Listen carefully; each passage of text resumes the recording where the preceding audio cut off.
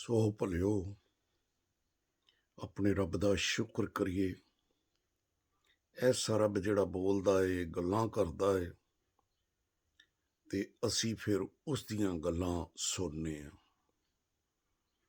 ਤੇ ਜੇਕਰ ਉਸ ਦੀਆਂ ਗੱਲਾਂ ਸੁਣਨੇ ਆ ਤੇ ਉਹਦੀਆਂ ਗੱਲਾਂ ਉੱਤੇ ਧਿਆਨ ਵੀ ਕਰ ਲਈਏ, ਤਵੱਜਾ ਵੀ ਕਰ ਲਈਏ।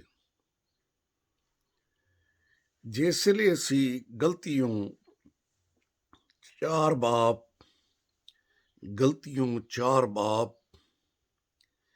6 ਐਤ ਨੂੰ ਪੜ੍ਹਦੇ ਆ ਤੇ ਲਿਖਿਆ ਮਿਲਦਾ ਏ, ਤੁਸੀਂ ਪੁੱਤਰ ਹੋ, ਤੁਸੀਂ ਬੇਟੇ ਹੋ। ਇਸ ਲਈ ਕਿ ਉਸ ਦੇ ਬੇਟੇ ਦਾ ਰੂਹ ਸਾਡੇ ਵਿੱਚ ਵਾ। ਉਸ ਦੇ ਬੇਟੇ ਦਾ ਰੂਹ ਸਾਡੇ ਵਿੱਚ ਵਾ ਤੇ ਇਹੋ ਹੀ ਵਜ੍ਹਾ ਹੈ ਕਿ ਅਸੀਂ ਫਿਰ ਅਸਮਾਨ ਦੇ ਖੁਦਾ ਨੂੰ ਅੱਬਾ ਯਾਨੀ ਬਾਪ ਕਹਿ ਕੇ ਪੁਕਾਰਦੇ ਹਾਂ। ਬੇਟੇ ਦਾ ਰੂਹ, ਅਗਰ ਬੇਟੇ ਦਾ ਰੂਹ ਹੈ ਤੇ ਮਤੀ ਦੀ ਅੰਜੀਲ ਇਸ ਗੱਲ ਨੂੰ ਦੱਸਦੀ ਹੈ ਕਿ ਬੇਟੇ ਦੇ ਕੋਲ ਅਬਲੀਸ ਆਇਆ 40 ਦਿਨਾਂ ਬਾਅਦ, ਤਾਂ ਕਿ ਰੂਹ ਨੇ ਸੋਚਿਆ ਅਬਲੀਸ ਦੇ ਕੋਲੋਂ ਅਜ਼ਮਾਇਆ ਜਾਵੇ ਬੇਟਾ, ਤੇ ਰੂਹ ਜੰਗਲ 'ਚ ਲੈ ਗਿਆ ਤੇ 40 ਰਾਤ ਤੇ 40 ਦਿਨ ਉਸਨੇ ਉੱਥੇ ਫਾਕਾ ਕੀਤਾ। ਤੇ ਫਿਰ ਜਦੋਂ ਉਹਨੂੰ ਭੁੱਖ ਲੱਗੀ ਤੇ ਅਜ਼ਮਾਉਣ ਵਾਲਾ ਆ ਗਿਆ ਤੇ ਆ ਕੇ ਕਹਿਣ ਲੱਗਾ, ਇਹਨਾਂ ਪੱਥਰਾਂ ਨੂੰ ਕਹਿ ਰੋਟੀਆਂ ਬਣ ਜਾਣ।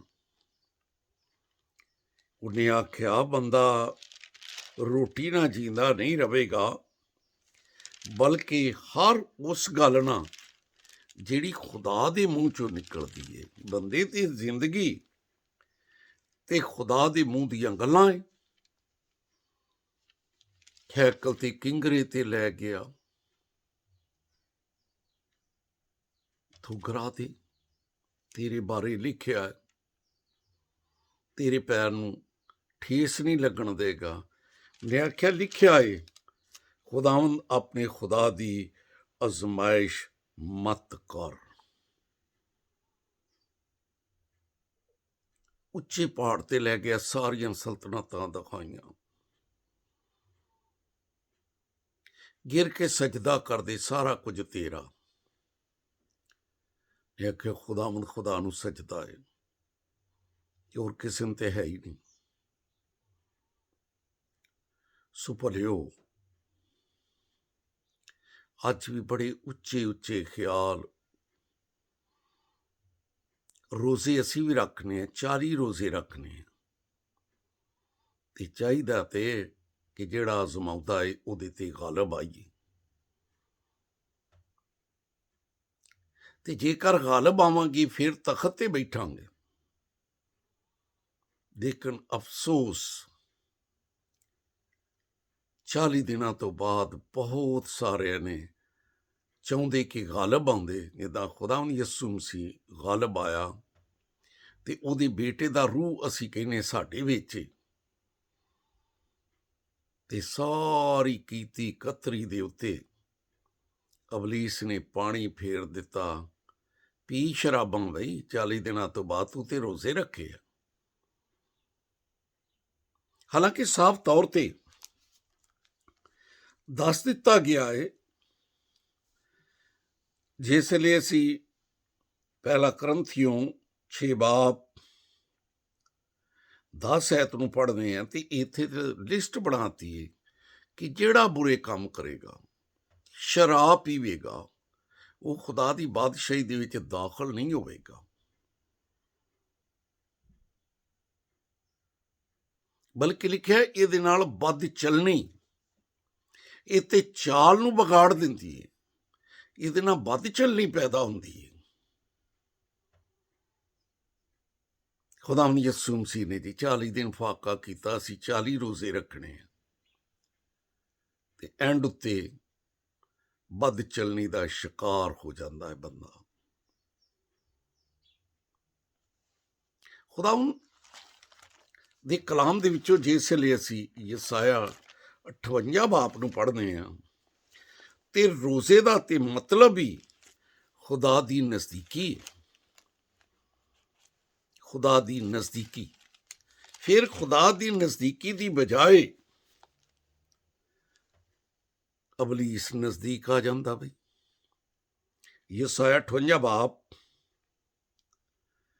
ਉਹਦੀ ਜਿਸ ਵੇਲੇ ਅਸੀਂ 2 ਐਤ ਨੂੰ ਪੜ੍ਹਦੇ ਹਾਂ ਤੇ ਇੱਥੇ ਤੇ ਲਿਖਿਆ ਮਿਲਦਾ ਹੈ ਕਿ ਰੋਜ਼ੇ ਇਸ ਕਰਕੇ ਰੱਖੇ ਜਾਂਦੇ ਆ ਕਿ ਖੁਦਾ ਦੀ ਨਜ਼ਦੀਕੀ ਹੋਵੇ, ਖੁਦਾ ਨਜ਼ਦੀਕ ਆਵੇ, ਖੁਦਾ ਨਾਲ ਬੰਦੇ ਦਾ ਮੇਲ ਮਿਲਾਪ ਹੋਵੇ।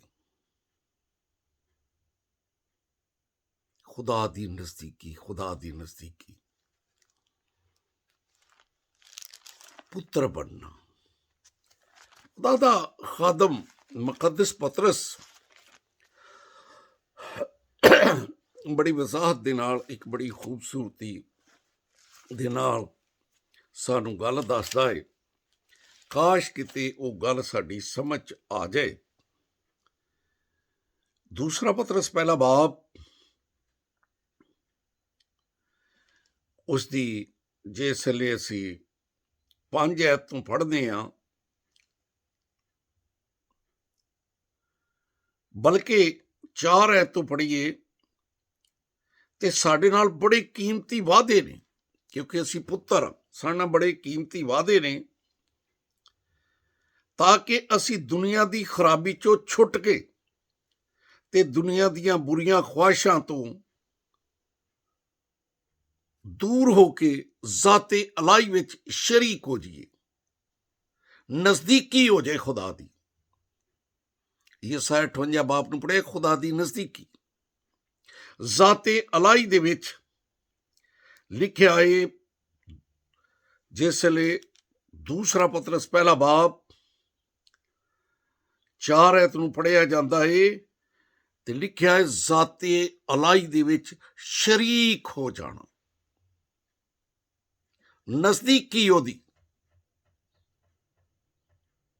ਜ਼ਾਤੇ ਅਲਾਈ ਵਿੱਚ ਸ਼ਰੀਕ।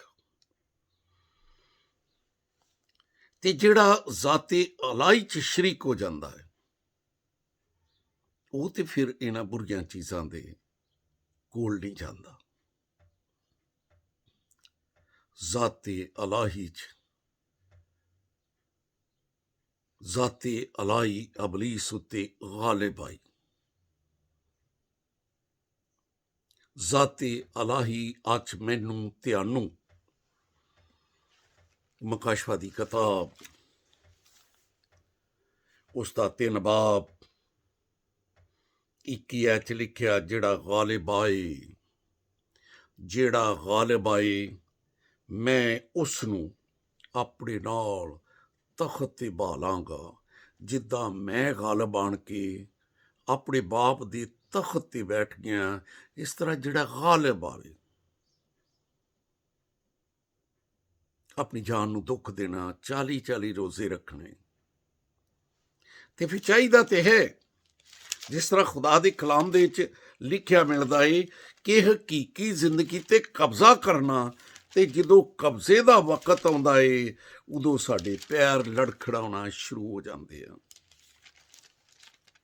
ਉਹ ਜਿਹੜੇ ਭਰਾਓ ਫੌਜੀ ਜੰਗ ਲੜਦੇ ਨੇ, ਅਗਰ ਉਹਨਾਂ ਪੀਤੀ ਖਾਧੀ ਹੋਵੇ ਤਾਂ ਉਹ ਜੰਗ ਕਰ ਸਕਦੇ ਨੇ। ਇਸੇ ਤਰ੍ਹਾਂ ਹੀ ਬਾਈਬਲ 'ਚ ਲਿਖਿਆ ਏ, ਹਕੀਕੀ ਜ਼ਿੰਦਗੀ ਦੇ ਉੱਤੇ ਲੋਕ ਕਬਜ਼ਾ ਕਰਦੇ ਨੇ, ਨੇਕੀਆਂ ਨਾਲ, ਪਰਹੇਜ਼ਗਾਰੀਆਂ ਨਾਲ, ਦੀਨਦਾਰੀ ਨਾਲ, ਸਬਰ ਨਾਲ, ਤਹਮਲ ਨਾਲ। ਜਿਸ ਲਈ ਅਸੀਂ ਪਹਿਲਾ ਪਤਰਸ 6 ਬਾਬ 12 ਤੋਂ ਪੜ੍ਹਦੇ ਹਾਂ ਤੇ ਲਿਖਿਆ, ਈਮਾਨ ਦੀ ਅੱਛੀ ਕੁਸ਼ਤੀ ਲੜਨਾ। ਔਰ ਰੋਜ਼ਿਆਂ ਦੇ ਵਿੱਚ ਤੇ ਅਸੀਂ ਈਮਾਨ ਦੀ ਅੱਛੀ ਕੁਸ਼ਤੀ ਲੜਦੇ ਹਾਂ। ਅਸੀਂ ਚਾਹੁੰਦੇ ਹਾਂ ਕਿ ਅਸੀਂ ਅਬਲੀਸ ਦੇ ਕੰਮਾਂ ਦੇ ਉੱਤੇ ਗਾਲਿਬ ਆਈਏ, ਅਬਲੀਸ ਸ਼ਿਕਸਤ ਖਾਏ ਸਾਡੇ ਕੋਲ। ਅੱਛੀ ਕੁਸ਼ਤੀ ਲੜ ਤੇ ਈਮਾਨ ਦੀ ਅੱਛੀ ਕੁਸ਼ਤੀ ਉਸ ਹਮੇਸ਼ਾ ਦੀ ਜ਼ਿੰਦਗੀ ਉੱਤੇ ਕਬਜ਼ਾ ਕਰ ਲਾਂ। ਸਾਡੀਆਂ ਤੇ ਚੀਜ਼ਾਂ ਰੋਜ਼ਿਆਂ 'ਚ ਮਹਿੰਗੀਆਂ ਹੋ ਜਾਂਦੀਆਂ। ਏਡਾ ਇਬਲੀਸ ਕੰਮ ਕਰਦਾ, ਦੂਸਰਿਆਂ ਨੂੰ ਦੁੱਖ ਦੇਣ ਦੀ ਕੋਸ਼ਿਸ਼। ਹਾਲਾਂਕਿ ਲਿਖਿਆ ਹੈ, ਈਮਾਨ ਦੀ ਅੱਛੀ ਕੁਸ਼ਤੀ ਲੜ, ਉਸ ਹਮੇਸ਼ਾ ਦੀ ਜ਼ਿੰਦਗੀ ਉੱਤੇ ਕਬਜ਼ਾ ਕਰ ਲੈ ਜਿਸ ਲਈ ਤੂੰ ਬੁਲਾਇਆ ਗਿਆ ਤੇ ਬਹੁਤ ਸਾਰੇ ਗਵਾਹਾਂ ਦੇ ਸਾਹਮਣੇ ਅੱਛਾ ਇਕਰਾਰ ਕੀਤਾ ਏ। ਹਮੇਸ਼ਾ ਦੀ ਜ਼ਿੰਦਗੀ ਦੇ ਉੱਤੇ ਕਬਜ਼ਾ ਕਰਨਾ, ਖੁਦਾ ਦੀ ਨਜ਼ਦੀਕੀ, ਜ਼ਾਤੇ ਅਲਾਈ 'ਚ ਸ਼ਰੀਕ ਹੋ ਜਾਣਾ। ਉਹ ਬਾਈਬਲ 'ਚ ਤਾਂ ਲਿਖਿਆ ਏ, ਖੁਦਾ ਦੀ ਅੱਖ ਇੰਨੀ ਪਾ ਕੇ ਕਿ ਬਦੀ ਨੂੰ ਵੇਖ ਨਹੀਂ ਸਕਦੀ, ਤੇ ਅਸੀਂ ਬਦ ਨੂੰ ਅੰਦਰ ਵਾੜ ਲੈਂਦੇ ਹਾਂ। ਉਹ ਫਿਰ ਲਲਕਰੇ ਮਾਰਨੇ ਆ ਪੀ ਪੀ ਕੇ। ਕਿਆ ਇਹ ਜ਼ਾਤੇ ਲਾਈ ਦਾ ਕੰਮ ਹੈ? ਨਹੀਂ। ਆਮੋਸ ਦੀ ਕਿਤਾਬ ਨੂੰ ਜ਼ਰਾ ਵੇਖਦੇ ਹਾਂ, ਫਿਰ ਤੇ ਖੁਦਾ ਸਾਡੀਆਂ ਈਦਾਂ ਤੋਂ ਵੀ, ਉਹ ਜਿਹੜੇ ਤਰੀਕੇ ਦੇ ਨਾਲ ਅਸੀਂ ਈਦ ਮਨਾਉਂਦੇ ਹਾਂ, ਸਾਡੀਆਂ ਤੇ ਈਦਾਂ ਤੋਂ ਵੀ ਫਿਰ ਖੁਦਾ ਨਫ਼ਰਤ ਕਰਦਾ। ਭਰਾਓ, ਖੁਦਾ ਨਫ਼ਰਤ ਕਰਦਾ ਹੈ। ਬਲਕਿ ਆਮੋਸ 8 ਬਾਬ ਉਹਦੀ 10 'ਚ ਲਿਖਿਆ, ਮੈਂ ਤੁਹਾਡੀਆਂ ਈਦਾਂ ਨੂੰ ਮਾਤਮ ਤੇ ਨਗਮਿਆਂ ਨੂੰ ਨੋਹਾ ਦੇ ਵਿੱਚ ਬਦਲ ਦਿਆਂਗਾ। ਮੈਂ ਤੁਹਾਡੀਆਂ ਈਦਾਂ ਨੂੰ ਮਾਤਮ ਤੇ ਨਗਮਿਆਂ ਨੂੰ ਨੋਹਾ 'ਚ ਬਦਲ ਦਿਆਂਗਾ, ਤੇ ਫਿਰ ਹਰ ਇੱਕ ਦੀ ਕਮਰ ਉੱਤੇ ਟਾਟ ਹੋਏਗਾ, ਖੁਸ਼ੀ ਦਾ ਲਿਬਾਸ ਨਹੀਂ ਬਲਕਿ ਟਾਟ, ਤੇ ਤੁਹਾਡੇ ਸਿਰ ਉੱਤੇ ਚੰਦਲਾਪਨ। ਕਹਿੰਦਾ ਕੋਈ ਕੋਈ ਵਾਰ ਰਹਿ ਜਾਏਗਾ, ਮੈਂ ਤੇ ਤੇਰੇ ਵਾਲ ਵੀ ਸਾਰੇ ਪੱਟ ਦੇਣੇ ਆ। ਬਲਕਿ ਆਮੋਸ 5 ਬਾਬ, ਆਮੋਸ ਦੀ ਕਿਤਾਬ 5 ਬਾਬ ਉਹਦੀ 21 'ਚ ਲਿਖਿਆ, ਮੈਂ ਤੁਹਾਡੀਆਂ ਈਦਾਂ ਨੂੰ ਮਕਰੂ ਜਾਣਨਾ ਤੇ ਉਹਨਾਂ ਤੋਂ ਨਫ਼ਰਤ ਰੱਖਣਾ ਏ। ਮੈਂ ਤੁਹਾਡੀਆਂ ਮੁਕੱਦਸ ਮਹਿਫਲਾਂ ਤੋਂ ਵੀ ਖੁਸ਼ ਨਿਗਾਹ, ਕਿਉਂਕਿ ਤੁਸੀਂ ਚੰਗੇ ਕੰਮ ਨਹੀਂ ਕਰਦੇ। ਤੁਸੀਂ ਹਕੀਕੀ ਜ਼ਿੰਦਗੀ ਦੇ ਉੱਤੇ ਕਬਜ਼ਾ ਨਹੀਂ, ਤੁਸੀਂ ਜ਼ਾਤੇ ਲਾਈ 'ਚ ਸ਼ਰੀਕ ਨਹੀਂ ਹੁੰਦੇ, ਬਲਕਿ ਤੁਸੀਂ ਇਬਲੀਸ ਨੂੰ ਦਾਵਤ ਦਿੰਦੇ ਹੋ। ਤੇ ਆਓ ਸਾਨੂੰ ਖੁਦਾ ਤੌਫੀਕ ਦੇਵੇ, ਰੋਜ਼ੇ ਰੱਖੀਏ, ਖੁਦਾ ਦੀ ਨਜ਼ਦੀਕੀ ਹੋਵੇ, ਅਸੀਂ ਜ਼ਾਤੇ ਅਲਾਈ 'ਚ ਸ਼ਰੀਕ ਹੋ ਜਾਈਏ। ਖੁਦਾ ਤੈਨੂੰ ਸੁਣਨ ਵਾਲਿਆਂ ਸਾਰਿਆਂ ਨੂੰ ਬੜੀ ਬਰਕਤ ਦੇ। ਕਲਾਮ ਨੂੰ ਬਈ ਸੁਣਨਾ, ਕਲਾਮ ਨੂੰ ਸ਼ੇਅਰ ਕਰਨਾ, ਬੈਲ ਦਾ ਬਟਨ ਦਬਾਉਣਾ, ਤਾਂ ਕਿ ਖੁਦਾਵੰਦ ਦਾ ਕਲਾਮ ਸਾਡੇ ਤੱਕ ਪਹੁੰਚਦਾ ਰਹੇ। ਖੁਦਾ ਤੈਨੂੰ ਬਹੁਤ ਬਰਕਤ ਦੇਵੇ।